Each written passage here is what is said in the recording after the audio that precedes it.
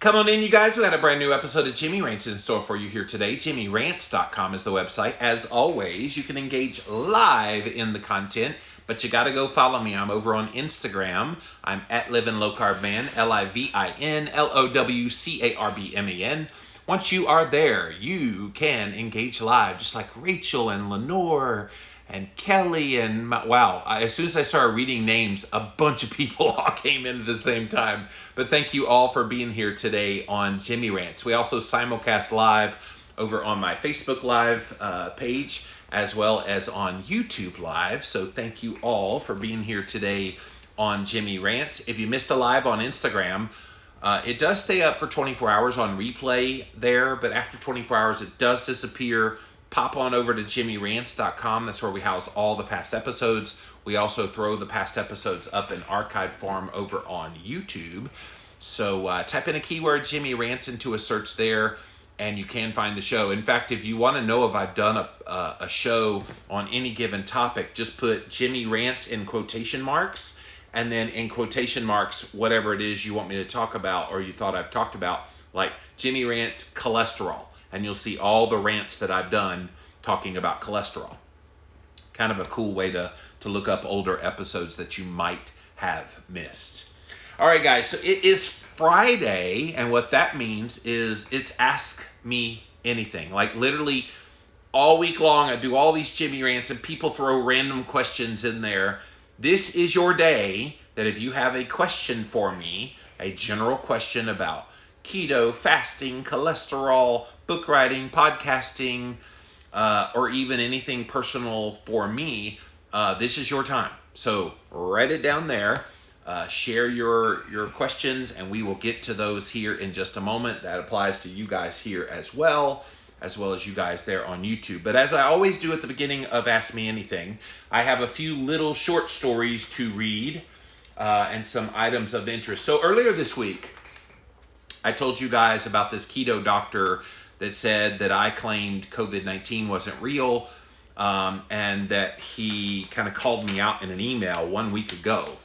Well, he has since texted me back, and I had inquired, did you ever find any evidence that supported this? So he wrote me back, my reaction was totally inappropriate.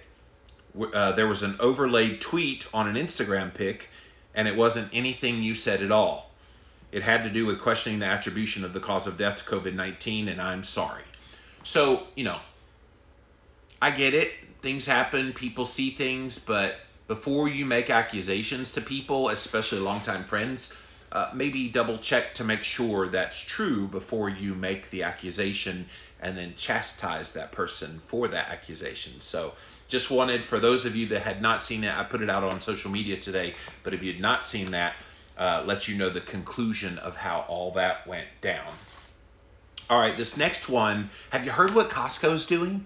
Costco has a new coronavirus policy starting on Monday. You will not be allowed to go into Costco unless you wear a mask. So they're going to require mandatory masks be worn if you go into a Costco store here in America. I'm not sure if it's Costco Australia or Costco Canada. I know those are owned separately from Costco here in America. But in America, you go into a Costco starting on Monday and you don't have a mask on, they won't let you in the store unless you're a child under 2 years old or have a medical condition that makes you not be able to wear a mask. So some people like that. And some people don't like that. So it is what it is. And of course, there's some people calling for a boycott of Costco. I mean, come on. I get it. If you don't want to wear a mask, I get it. Oh, I should be able to go in the store. But that's their policy. And I guess you can choose not to shop there anymore. And you can choose to make a big deal about it if you want to. But at the end of the day, they're a business trying to keep their employees and their customers safe. So that's the decision they decided to make. All right, so this next one, have you heard about this new documentary film coming out this summer called Plandemic? So over here on my Instagram page, in my stories today, I posted a link to the Plandemic website, the Plandemic movie website, and then a couple of little clips from it. It's one of those kind of COVID-19, this is what's really happening kind of exposés. Well, apparently they say some things in the documentary that YouTube does not like, that Facebook does not like, because it's getting removed. And so it's making news that Facebook and YouTube, along with Google, all are combining together to remove this video that they say makes medically unsubstantiated claims related to the coronavirus. So it's a 26-minute video, which, by the way, if you Google Plandemic movie, you'll find the website, and they've got the whole 26 minutes on there if you want to watch the whole thing. But it went viral when they put it on YouTube earlier this week. It features Judy Mikovits, who is an activist amongst people who contend that many common vaccines can be dangerous. She says in the video that wearing masks will activate the coronavirus in people without providing any evidence for that. And she criticizes the stay away from beaches order because in the clip that I posted here on Instagram, she said that exposure to the sand and the sea air and everything actually helps to boost your immunity by boosting your microbiome. So really fascinating stuff. But I mean, here's my take on this. I did a whole Jimmy Rants on why are we silencing alternative voices? Especially this lady, like she is a virologist, like she studies viruses. She's done lots of good work. In fact, in the documentary little clip that I saw, she was one of the ones that helped to come up with a treatment for HIV. So, I mean, she's been involved in infectious diseases for a very long time. It's not like she's just some random person on the internet saying things. She has actual knowledge about this. And if she has something that runs counter to the mainstream narrative, we need to be hearing what she has to say. And then if she makes unsubstantiated claims, okay, then people can question, okay, where do you get that information from? And let her present the evidence. Rather than just censoring it, rather than just banning it from being able to be seen and heard, put it out there. Let people look at it. Let people ask the questions that need to be asked, and then we draw the conclusions from there. So you can't on Twitter now with this film use the hashtag plague of corruption. They won't let you put that on there, and they won't let you use the hashtag Plandemic movie. So it's pandemic, except they put an L right after the P, Plandemic. They said that the content in a shorter clip posted on its service did not violate its policy. So I guess they need to be strategic about which cuts that they post on various social media sites. You know who's putting pressure on these companies? And I talked about this before in lots of Jimmy Rants. The companies have been under pressure from the World Health Organization and other health authorities to police all of this harmful content and misinformation about this pandemic. And that's kind of where we are. And YouTube, the CEO of YouTube actually made the comment that, if it runs counter to what the World Health Organization is putting out there, then it's called misinformation, even if it's just an alternative viewpoint. So just wanted to keep you in the know that this kind of thing is happening out there. And so Plandemic movie, go Google that when you're done watching Jimmy Rants here. If you've not seen that 26-minute clip, it's pretty compelling stuff to read. So if you're just joining us, we are getting ready to start my Ask Me Anything Jimmy Rants. So if you have a question for me, fire away.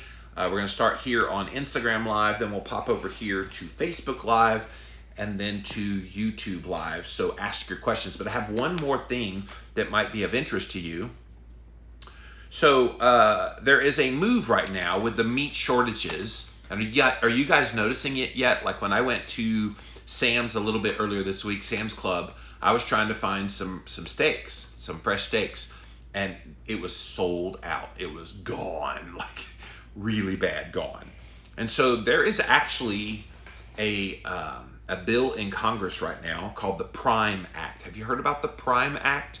There's a version in both the House and the Senate. In the House, it's HR 2657. And basically, the Prime Act stands for Processing Revival and Intrastate Meat Exemption Act. So they call it the PRIME Act. It amends the Federal Meat Inspection Act to expand the exemption of custom slaughtering of animals from the federal inspection requirements. Under the current law, the exemption applies if the meat is slaughtered for personal, household, guest, or employee use, but this bill would expand the exemption to include meat that is slaughtered and prepared at a custom slaughter facility in accordance with the state law and prepared exclusively for distribution to household consumers. So let me translate that for you. They're trying to take the federal government out of the inspection process and letting each individual state be the inspector. Now, there's a meat processing company that does this service. They are already under state law and state governance and state oversight. So they're basically saying, take away some of the bureaucracy so that these meat processors can do their thing and get meat back on the shelves of their local consumer. I think that's wonderful. So why is this not already passed? So there's a move, you guys, to get your lawmakers to go ahead and take action on this PRIME Act. So it's HR 2859. That's the one in the House of Representatives, and then in the Senate, it's S1620. And so what you can do is call your U.S. representative and senators, urge them to sign on to HR 2859 or S1620. Find your representatives at house.gov and senate.gov. And then just basically say who you are, that you're a constituent of the person you're calling, that you would like for them to support this PRIME Act, and that you're sincerely concerned that you have a lack of access to quality meats to provide for your family. There you go. Like, that's something actionable that we, the people, can do. So again, the PRIME Act. Go look it up, you guys. Really interesting stuff in these really hard times. All right, showtime for you guys. You need to pop on here. Let us see the questions that you have for me. We're going to start here on Instagram Live, then we'll go to Facebook Live, and then finally YouTube Live with your questions. So get them all ready. Here we go. As always, go to jimmyrants.com for all the past episodes. All right.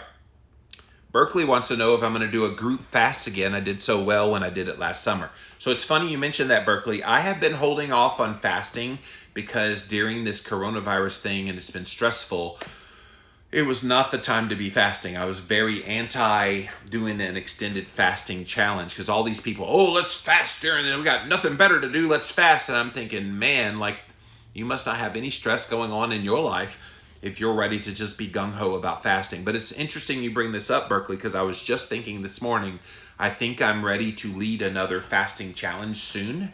So stay tuned. I probably will be doing that soon. And I personally want to do it as well. I've got a few little devices I want to use as well. I want to put a continuous glucose monitor on before I do it. And then I have this new ketone testing device, which I'll be telling you guys about here real soon. And I'll be using that device in the midst of the fast as well. So thank you for that, Berkeley. That was really good suggestion. And yes, I will. Rachel says, my Costco in St. Louis made masks mandatory 3 weeks ago. My grocery store does as well and will provide a mask if you don't have one. Okay, well, that's cool. Like, if a customer just randomly walks up to Costco on Monday and doesn't know about this new policy, like, are they really going to turn a paying customer away? I think that's a great idea to have masks available for people when they come in the door. GSK where can I find resources to begin a low-carb keto lifestyle? Weight loss would be great, but I'm more interested as an anti-inflammatory diet. So, I mean, there's plenty of books out there. I obviously am biased because I've written many books on it. I wrote a real basic book called Keto Clarity. If you've never read that one before, it should get you started. And then there's a lot of rabbit holes you can go down once you go into that. But if lowering inflammation is your goal, let me highly suggest a book specifically on that. And it's by Dr. Will Cole. I do a podcast on Thursdays with him called Real Talk with Jimmy Moore and Dr. Will Cole. He wrote a book called The Inflammation Spectrum. He is very much a keto, low-carb diet advocate. He's a functional medicine practitioner out of Pittsburgh. But his book, The Inflammation Spectrum, talks about specifically your goal and what you're trying to accomplish here with keto, low carb. So The Inflammation Spectrum, you should be able to pick it up on Amazon.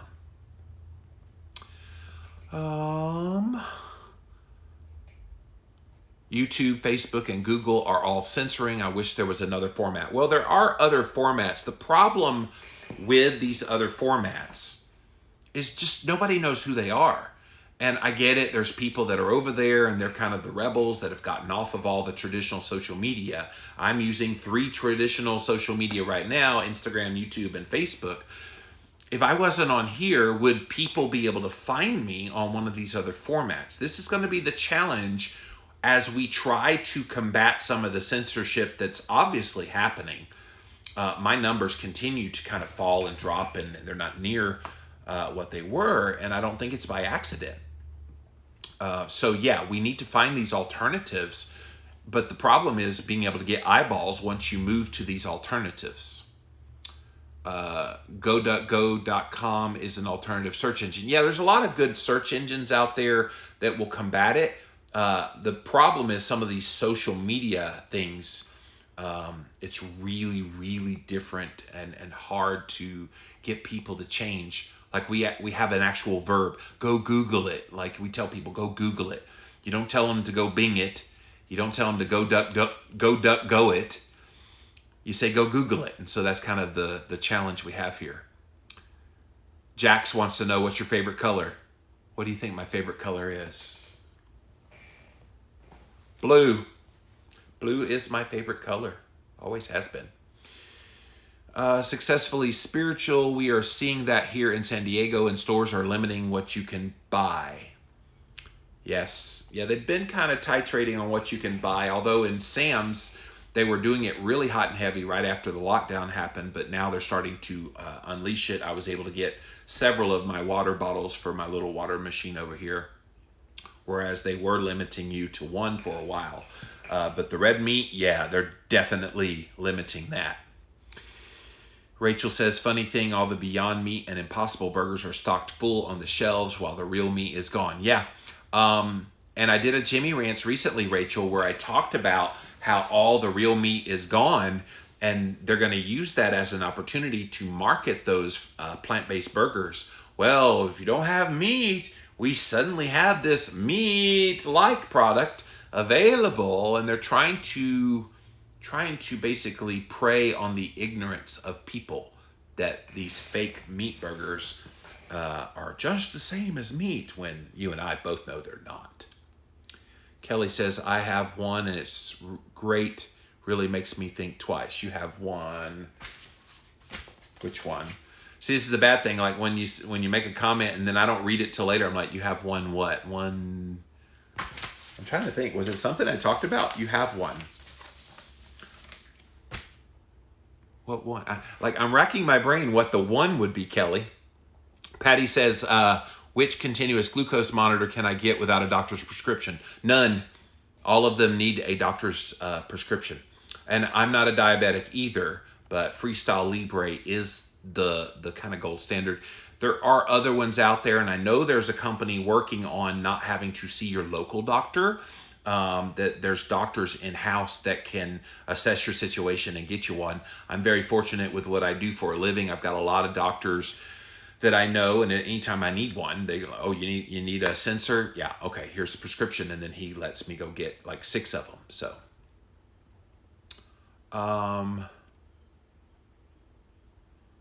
what are your thoughts on avocados, says Sharon.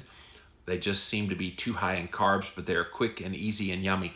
I don't know that they're too high in carbs per se, and plus you're not eating avocados for the carbs. You're eating them primarily for the monounsaturated fats. I think they're wonderful. I tend to stay a little more carnivorous in my personal diet and don't eat as much of that. Plus, avocados would be consumed more if you didn't have a not ripe, gone. Like it becomes ripe and then it's nasty very quickly. So if you cut into an avocado and it's beautiful and soft and it's nice lime green color and it doesn't have like little black splotches in it, you better consider yourself lucky, because most people can't get an avocado to be that absolutely magically perfect. But I think in general they're pretty good. Obviously, if you're concerned about the carbohydrates, I believe in a whole avocado, there's something like 15, 16 grams of carbohydrate, but it's all fiber carbs. There's no sugar in, even though avocado is a fruit, there's no sugar in there, loaded with monounsaturated fats. I would not worry about that. And if anything, that fiber in the avocado will help feed your gut microbiome. So I don't see any downside to having avocados. All right, so we got a few questions that came in overnight because I posted this yesterday. This was a funny question. If you were the ruler of your own country, what would be your first law introduced? Now that is definitely an ask me anything type of question. Ruler of my own country, what would be the first law I would introduce? Bacon for all. Unlimited, all you want. Keep your cupboards full. Could I stay your leader for life if I did that? So, yeah, I think and this is just personal philosophy because this is Ask Me Anything. I think the less you have people intruding in your life, the better. I don't think people need to have more rules and regulations on their life. I think they should be allowed to be who they are and obviously be protected, but not to be so intruded upon that you have to rely on someone else. Let people be who they are. So that would be my main edict, is just, free people up to be exactly who they are. All right, let's see. What else do we have? I am not keto adapted, have fallen off the wagon and getting back on. I'm doing IF and finding I am rarely, and then it cut off. I guess you had more to say, and it literally says no more than that. So not keto adapted, fallen off the wagon, getting back on, doing IF. Oh, so how do you get back on after you've fallen off? That's a great question. Thank you for that.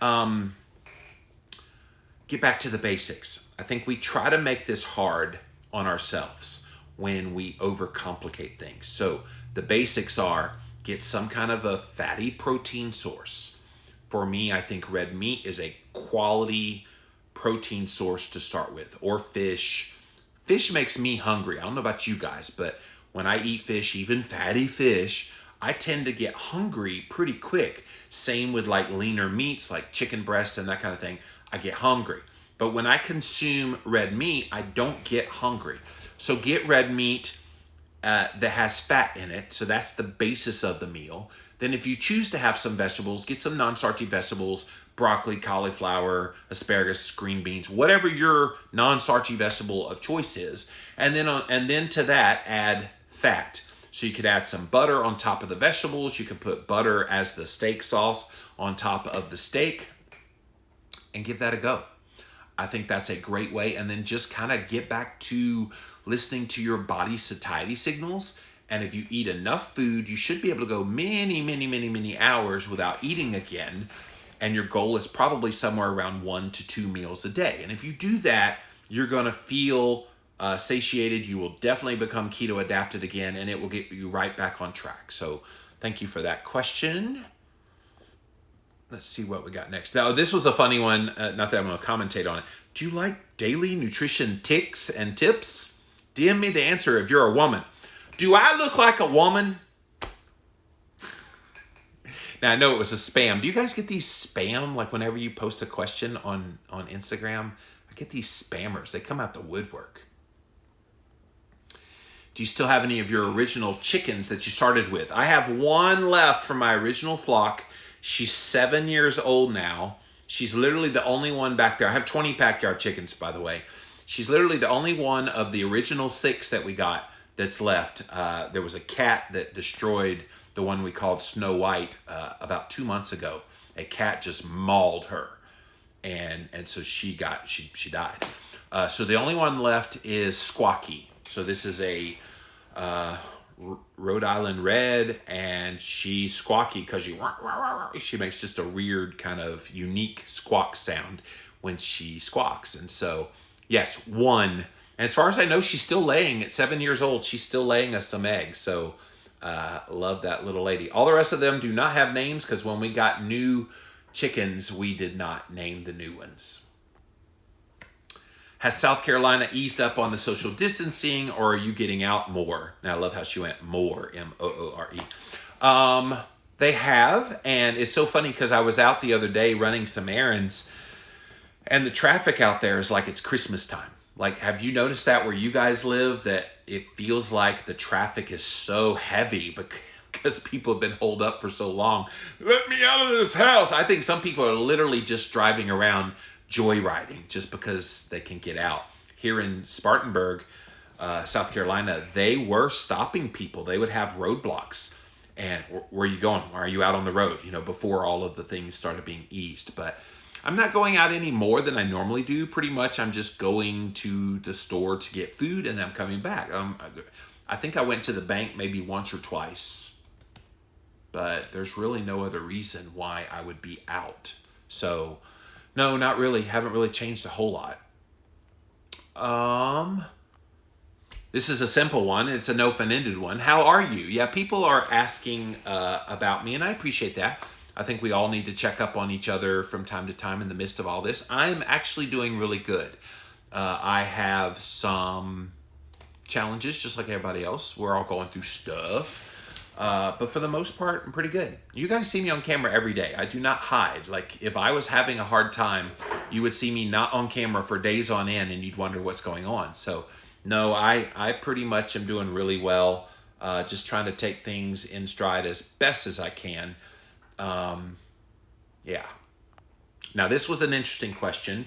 After being well fat adapted, why can it take so long to get back into ketosis after a cheat?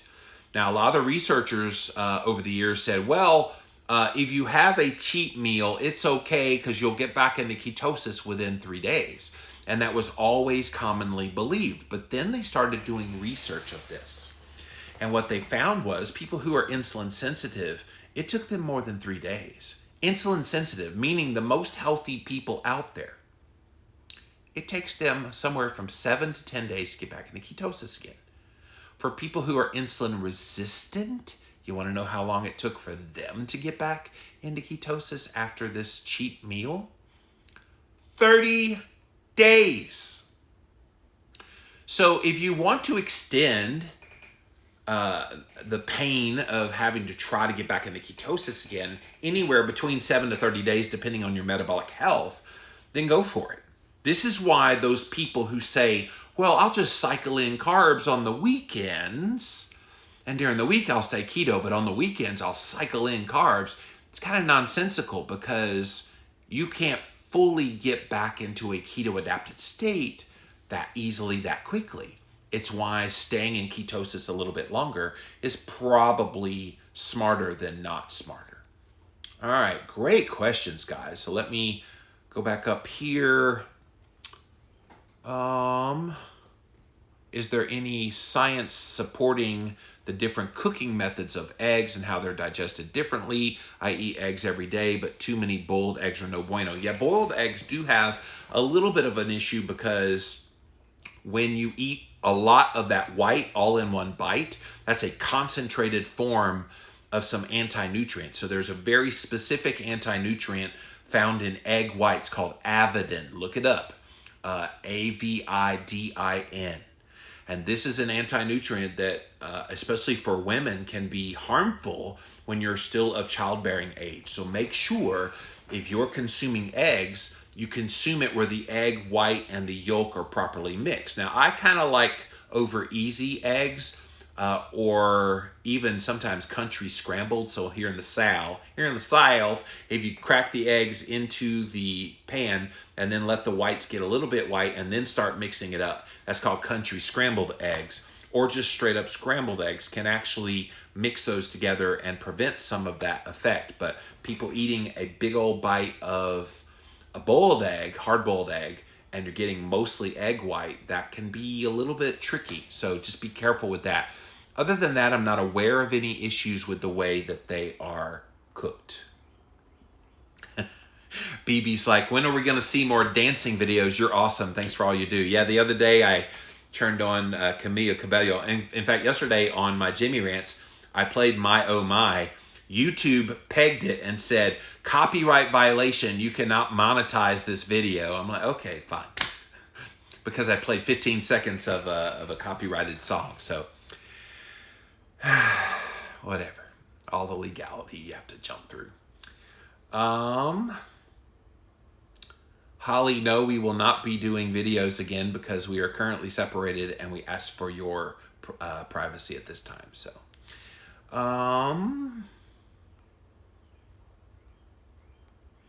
George says, Virginia is locked down until June the 10th. It's difficult to find beef in my area. Yeah, we're all having that issue. Go back and watch the beginning where I talked about the Prime Act, George, if you missed that part. Beth wants to know, when are you going to go on a hugging tour? I need a few hundred, please. Yeah, I so miss hugging people. Like, hugging is a part of my DNA. It's a part of who I am.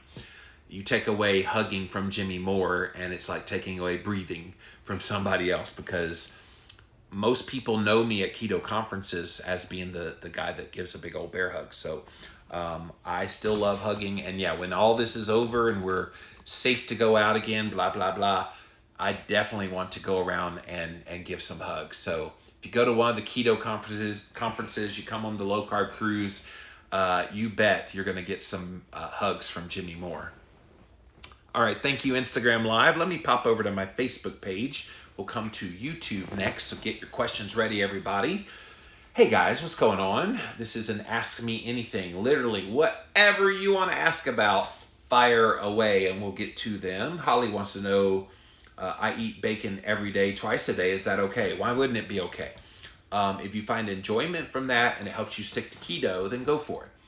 Do you have to? No, obviously. And personally, a lot of people are shocked when they find out I'm not really a big fan of bacon per se. I'll eat bacon. I like a bacon cheeseburger, patty and cheese and bacon, but I'm more of a pork sausage guy. I like sausage patties better than I do bacon. So there you go. You just learned something new about me. But yeah, I think you're probably fine if you want to have bacon like that. Nancy says, we're definitely seeing a reduction of meat in the stores here in Virginia. It also costs higher. Reminds me of the beef shortages from the 1970s.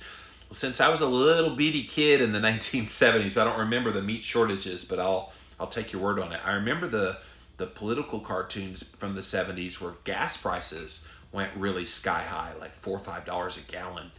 A lot of the political cartoons were kind of mocking, I guess, the Carter policy with there was a lot of stuff going on in the 70s, but I did not hear about meat shortages. Nancy says, incidentally, it was during the 1970 beef shortage that soy meat first began going into the mainstream. Yes, I'm old enough to remember that. Yeah, I was not born in 1970. I was born in 71, so just missed that. Abel says, sup, Jimmy? What's the world like a year from now? Oh, that's a definite Ask Me Anything question. 1 year from now. What a great question, Abel. I think we're going to still have abnormality. And it depends on whether cooler heads prevail in all of this discussion right now. Because right now we have a lot of hysteria. We have a lot of fear being promoted out there. And some of it, I believe, again, this is just me sharing what I'm thinking. Some of it is by design. And I don't think it's an accident that this is a political election year, a presidential election year, that maybe some people are trying to use this politically for one candidate or the other.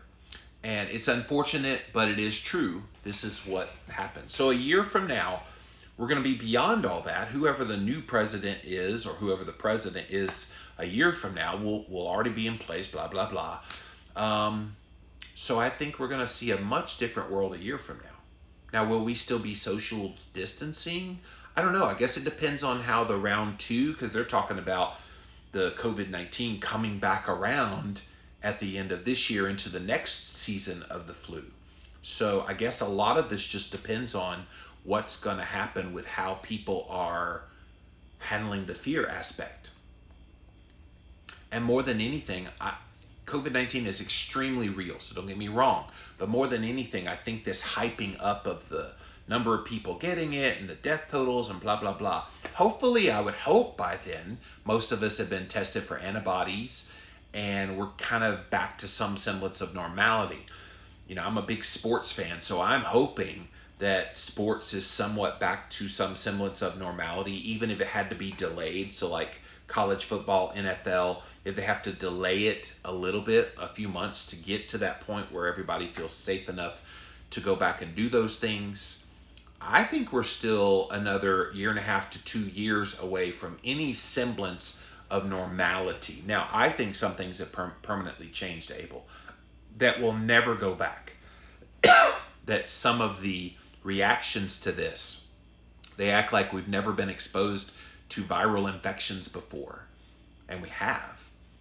I get it, this one's a little bit unique and different, but it's no different than what we've had before being exposed to other viruses. But because this one was reacted to so strongly, people are going to have, we're going to go into stores and just kind of like be looking around our shoulders. Okay, that person looks like they're sick. Are we going to become neurotic? So it's going to be fascinating from a human interaction standpoint. When we get back to trying to be normal again, I don't think we're ever going to be totally normal again, because people are going to have this very indelible impression on their mind from 2020. Oh my God, like everybody was the enemy that could possibly cough on me and give me COVID-19. It's definitely an unprecedented thing in our history. So it's going to be fun to watch it. Fun is the bad word, but interesting to observe how people react to all this. But thank you for that Ask Me Anything question. And thank you, Facebook. Let's see what YouTube has to say. Whoa, look at all them questions. All right, Don says, I would like to know if there is no proof of vegetable oils being bad for our health. I would love to know if there is. Oh, if there is proof. I said there. I would love to know if there is no proof. Vegetable oils, aka seed oils. These are like soybean oil, corn oil. Pretty much all the processed foods are cooked in them, and it's promoted to us as a means for lowering cholesterol. It's promoted to us as heart healthy. In fact, the American Heart Association puts their little heart health symbol right on it. And the reason they think it's healthy for us is because it's no saturated fats. But they pretend like saturated fats are unhealthy. They are not. They also pretend like these oils are totally scot-free, and they are not. The biggest problem with vegetable oils, besides them being very man-made, go look up when you're done watching Jimmy Rants, right here on YouTube, how canola oil is made. This is one of the seed oils, one of the vegetable oils. It is so disgusting, and you'll be shocked by all the way they have to process that just to make it food edible for the human diet. It's gross. Newsflash, not healthy. But what's the main reason why they're not healthy? Two things. Highly full of omega-6 fatty acids, and we already in our diet we already have an overabundance of omega-6 fatty acids, somewhere upwards in the American diet of a 20-to-1 ratio of omega-6 to omega-3. Ideally, you need to have that closer to about a 1-to-1 omega-6 to omega-3. And so that's one reason why they're not good. Those omega-6 oils are way too high in our food supply. But the biggest thing is vegetable oils are highly inflammatory. So the whole purpose of you going on a ketogenic diet, for example, is to lower your inflammation as a means of making yourself healthier. You've cut your carbs obediently, you're having all these great things in your diet, but then you eat conventional mayonnaise, which has soybean oil in it, or then you cook your food in vegetable oil, that nice meat and vegetables, and you're putting vegetable oil, which, by the way, vegetable oil has no vegetables in it. None. It's very poorly named, but seed oils is what they are. Then you're going to be increasing your inflammation with the very diet that you hope is lowering inflammation. So bad news all around. you don't want to be spiking insulin or inflammation or insulin, by the way. In fact, in my book, Cholesterol Clarity, I put the two twin villains in your health are carbohydrates and vegetable oils. Nurse Feelgood, I'm having my yearly labs done soon as a generally healthy person with no conditions. What are the recommended labs that I can ask my doctor for? Great question. I think the basic ones that kind of get a general look at your health, obviously just the basic blood work, the panels, a complete blood count, CBC, and all of that. But specific ones, fasting insulin, a lot of doctors are not running fasting insulin anymore. I had to fire my local doctor here in Spartanburg, South Carolina. I asked for it. Oh, well, you're not type 2 diabetic. Yeah, I'm trying to prevent becoming one, but I am insulin resistant. I was at the time. And he's like, no, can't do it. I'm like, I'll pay out of pocket. Run the test. No, can't do it. I'm like, okay, well, you can't be my doctor anymore. And so I went and ran it on my own, and I run my own tests now. Anylabtestnow.com and then privatemdlabs.com. Not every state allows that, but most of them do. So go check that out if you've got a specific test that a doctor won't run. But fasting insulin, obviously fasting blood glucose, you can do at home. I think an inflammation marker, there's several really good ones out there. HSCRP is the one you hear me talk about quite a bit. Very easy to run. IGF-1 is another key inflammation marker. Homocysteine is another one. So kind of run that number. I think maybe running leptin would be an interesting one as well, so you can kind of see where you are. Insulin and leptin don't always run along the same lines. Like I have lower insulin now, but my leptin is kind of on that intermediate level, and so I'm trying to do things to get that under control. A full thyroid panel with all the numbers, not just TSH, T3, and T4, but a full panel. I did a whole podcast about this on my show last year. It was called Keto Talk, but go to llvlc.com, look under the show Real Talk, and in there we did a whole functional medicine lab podcast where we went through all of these different labs that you should have run if you want to kind of assess where you are in your health. But great question. I definitely wish you luck in seeing how your numbers turn out.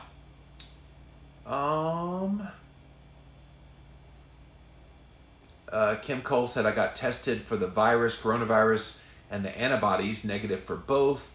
Now I'm hearing the antibody tests may not be accurate. So Kim Cole, they are accurate if you look for the ones that are 95% sensitivity. The problem is a lot of the ones being manufactured in a rushed form only have a 30% sensitivity. So when I went to get the antibodies test that I ran a couple of weeks ago, it was called COVID test. It ran for the two antibodies, and it had a 95% sensitivity. The manufacturing of these tests is what's kind of like throwing people for a loop. So all this rush to get tests done, they messed up the quality. But if you ask for the sensitivity and they say 95%, then you should be able to rely on that pretty well. Terry says, blood glucose and ketone question.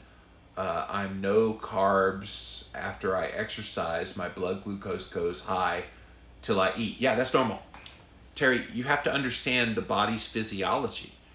Your exercise releases glycogen stores. And of course, people are like, well, I thought I dumped all my glycogen stores when I went keto.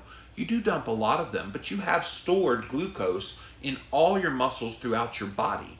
Even in the best keto dieter, you still have some backup. It's basically a backup storage of glucose for those glucose-dependent functions in the body, as well as when you exert energy in the form of exercise. So when you exercise, and especially when you do a very glycolytically demanding strength training exercise, you're releasing that sugar, that glycogen into your body. So if you prick your finger after a workout and you see a 147, holy crap, I haven't eaten anything at all. Why in the world? Well, it makes sense now, right? Because all that glycogen is floating around in your body because it's like, hey, this person needs a backup of energy. Yes, they're fat adapted, but let's give them a boost of jet fuel from this glycogen, and then it'll clear out of the body eventually when it realizes you're not moving anymore. So that's why it's higher after working out. A lot of people get confused by that. They don't understand why, but hopefully that explained it for you. Karen wants to know, what are your thoughts on the BMI? I lost 100 pounds. I still need to lose another 20 to be in the normal range. BMI frustrates me because BMI is an incomplete picture. Can it be used as a reference? Sure. But I don't like this kind of idea of using your height and then your body weight as a means for what your ideal body weight should be. Michael Jordan, in the prime of his career as a basketball player, was considered obese according to BMI. Now, isn't that preposterous? Michael Jordan, the most popular athlete on the planet in the 80s and 90s, was obese. LeBron James today in the NBA, obese according to BMI. Why? Because they have all this really heavy muscle on their bodies that increases their body weight vis-a-vis their height, and they're considered obese. So I think it's a very archaic way of classifying where people are. A better one is the hip to waist ratio. Hip to waist ratio. So look that one up online. Go Google that one sometime, and it gives you a better indication of what your state of health is and your state of your body weight and whether it's healthful or not healthful. So thank you for that question. I think I saw something come over here. Yes, Robert had a question. How much fish oil do you take for your heart to be healthy? Great question, Robert. Thank you for that. Fish oil is definitely something that you can take. And most people, like I have taken liquid fish oil. Currently, I'm taking the ones from Primal Kitchen. They have a fish oil supplement. Cod liver oil tends to be a really good one. If you want to really kind of hype up your brain a bit, there is this thing called krill oil, Krill, and just follow the dosage on the packaging, because a lot of those, like I take 2 pills of the Primal Kitchen ones. When I've done the Carlson's fish oil, which is liquid, I'll do a tablespoon of that. I know some people, it depends on your need. If you're very deficient in omega-3s, take a little more. If you're pretty sufficient, you just want to keep those sufficiencies up, then take the recommended dosage on the bottle. But yeah, don't complicate it. I think the main point is get it in there. And if you want to substitute your fish oil by eating fish a couple times a week, that's probably not a bad idea either. So great question. Thank you for that.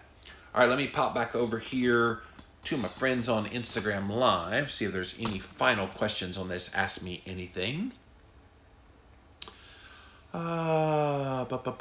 Mary says Virginia is starting phase 1 of reopening on May 15th. Excellent.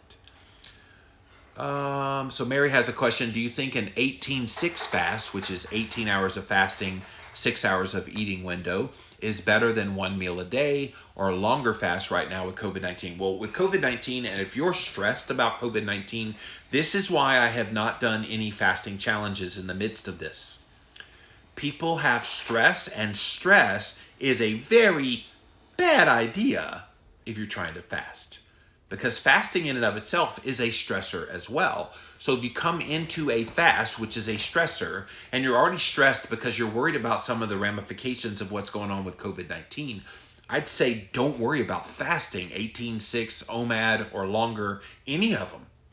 Now, if you're pretty chill and you're doing okay and you want to kind of implement it, just do the one that works best for you. If you feel good eating within a 6-hour window and you fast for 18 hours, do it. If you feel good eating 1 meal a day, do it. If you want to try some longer fasts, do it. The main point here is listen to your body.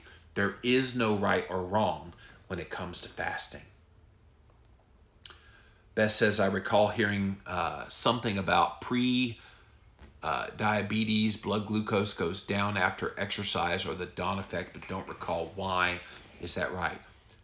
I don't recall. So blood glucose can go down in response to exercise if you get an excess insulin response. So people forget insulin does boost. That's how it starts to do the repair of the muscle. when you exercise. And so some people might get that boost in the insulin, which would push their blood glucose down. I don't think it would be a permanent thing. I don't think it would be anything to be worried about.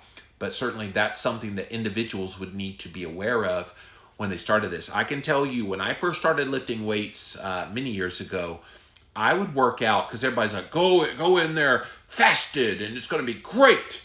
So I'd go into a workout fasted. I would lift some pretty heavy weights, and halfway through the workout, I would black out. Like I would have my eyes would just glaze over black.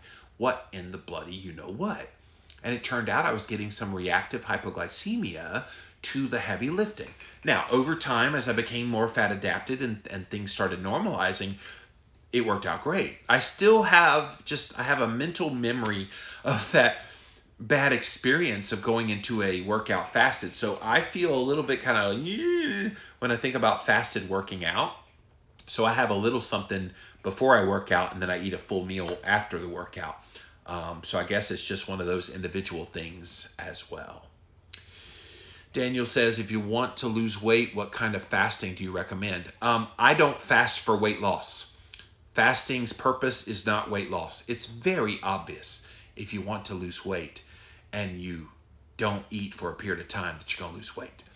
And people often kind of mock fasting. Oh, ha, ha, ha. Yeah, you lose weight when you're fasting for 7 days, but you gain it all back when... No, you don't. So if you fast for 7 days, for example, you could lose somewhere between like 5 to 15 pounds in a 7-day fast of water and salt. After that's over, you will gain back a modicum of that, probably 75% of that weight loss. But if you lost 5 pounds and you gained back 75%, you still net lost 2 pounds.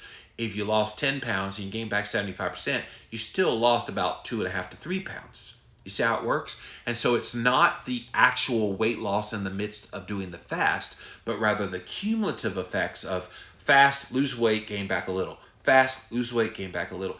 And over time, those little incremental losses add up because you will be fasting a lot. So I hope that helps you out. All right. I thought I saw another question come in on YouTube, and I see another one here on Facebook. Thank you guys. All these great questions today. Julia, how much vitamin D and what brand should I take? Hello from Chicago. Vitamin D doesn't need a brand. The main thing with vitamin D is you want a vitamin D3, that's key, and you want it to be a gel cap. And then in the gel cap, you want to know what the oil is that they use. So a lot of them have used soybean oil. You want to stay away from those.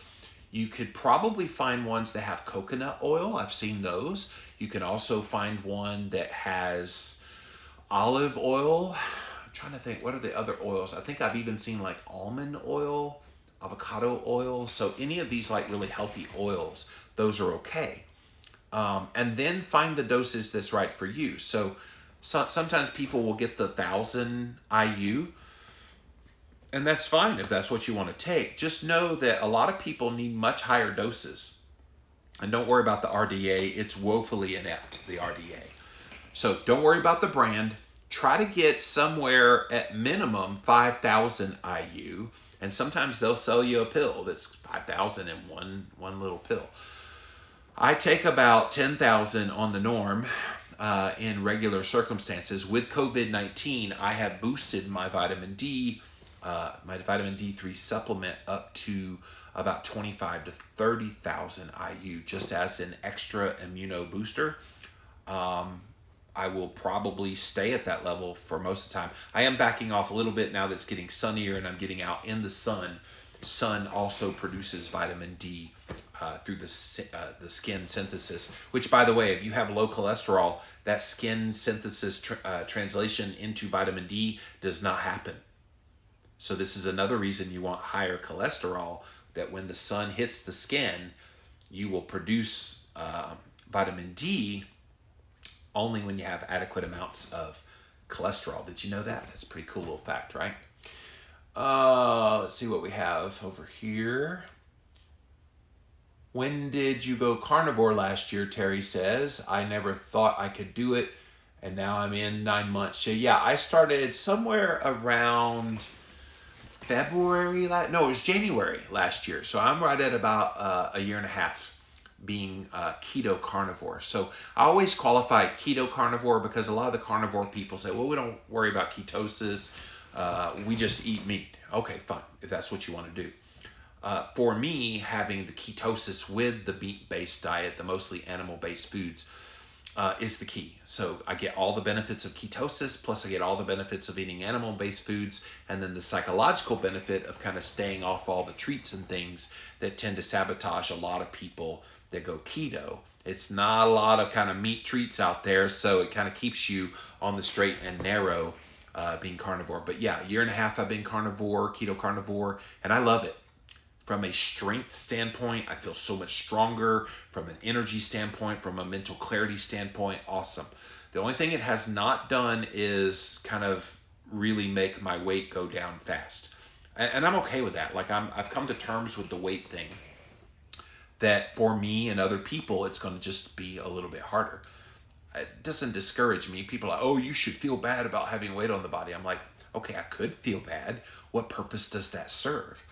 To me, feel good in the skin you are in while you're still working on yourself. Like we live in this culture that tells us you should feel bad because you're fat. Okay, fine. And we're seeing this with this COVID-19 thing, by the way. This little side rant, I'm gonna go off a little bit. I'm gonna do a whole Jimmy rant on this probably soon. But I'm so sick of this idea, well, most of the people getting COVID-19 are obese, so therefore we need to publicly shame the obese people even more. Have you noticed that? Have you been seeing these people out there that, obesity we know is the primary cause of COVID-19 symptoms being much worse, so therefore we need to fat shame these people into health. That's disgusting to me. Because fat people are already being discriminated against. And if this COVID-19 steps that up even more, oh my gosh. Like, back off, people. I get it. We want to try to help people get healthier. But shaming people because they are fat without the context of why they are fat is incredibly disturbing to me. And a lot of people in leadership position in keto and carnivore are saying this nonsense that it's obese people that need to get their shiz together. Just stop it. Like, seriously. Like, this really irks me. Because I've been morbidly obese, 410 pounds. And yes, I was eating a crap diet at the time. But there's a lot of people that they've been that way, and then they start eating keto, and metabolically, all their insulin resistance heals. Metabolically, they're pretty darn healthy, yet they still end up in this obese category. Are we supposed to blame those people? Is it the obesity or is it the insulin resistance that's underlying? And yes, generally insulin resistance and obesity go hand in hand, but not always. So why put this added burden of obesity on everybody? It's the diabetics that are at risk. Exactly, Berkeley. See, this is the thing. I think they've misdirected their concerns and their anger. Do you use any apple cider vinegar, lemon salt during fasting? No, some of that just convolutes things. I do just plain salt and water. All right, guys, so we're running out of time here. Thank you so much for being here with this Ask Me Anything Jimmy Rants. We do this every Friday, by the way, at 11 a.m. Eastern. On Fridays, it's Ask Me Anything. So thank you so much for being here today on Jimmy Rants. As always, if you want to engage live in the content, go follow me. I'm over on Instagram. I'm at Livin' Low Carb Man, LIVINLOWCARBMAN. Once you are there, engage live. We go live at 11 a.m. Monday through Friday. We sometimes throw in a 5 p.m. one during the week, and then on the weekends occasionally, usually on the weekends around 2 p.m. if we do one. If you miss the live, you can watch it on replay for up to 24 hours. After 24 hours, it does disappear. Pop on over to jimmyrants.com. We have all the past episodes listed there. We're also over on YouTube, so go look up Jimmy Rants on YouTube, and you will find the show. Thank you so much for such an engaging show here today. Really enjoy coming on camera, and I don't get to see your faces, but I feel all the comments and how positive a lot of you are. So thank you so much for all that you're doing, watching the show, being so faithful, and until next time, we'll see you then. All right.